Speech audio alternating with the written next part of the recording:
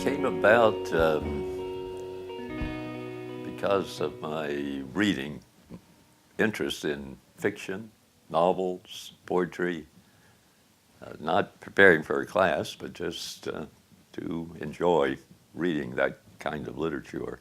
I've always had a plan, a reading plan, and I pretty much stick to it. I have 3 levels of books that I work on. I'm not the kind of person that can read one book and read it all the way through and start another one. I've got to have 2 or 3 going at once. And my plan, I actually have a little shelf by my bed. I have a shelf and then the second shelf and a third shelf.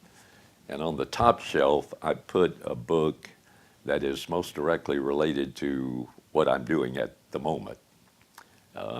Last few months, a lot of books on Calvin, Calvin's Institute. So I was always reading something about that because I was teaching Calvin's Institutes.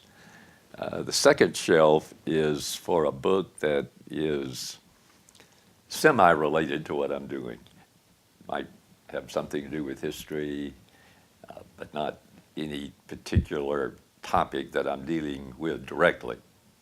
And then the third shelf is something that's just fun.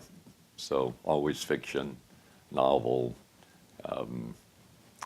and reading those books. Not always books from a Christian perspective, but often Christian books. Well done. Plenty of Christian novels that aren't really worth reading, but there's some very fine books coming out today.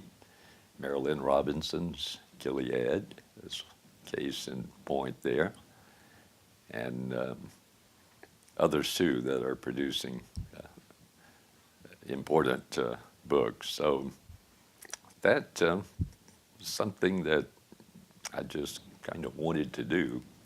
And you know, interestingly, when I teach my church history electives, I get a fair number of students, but when I teach things that I'm not supposed to know anything about, I get a lot of students. The sickness and suffering and the Christian imagination, those topics appeal to people, and I can see why.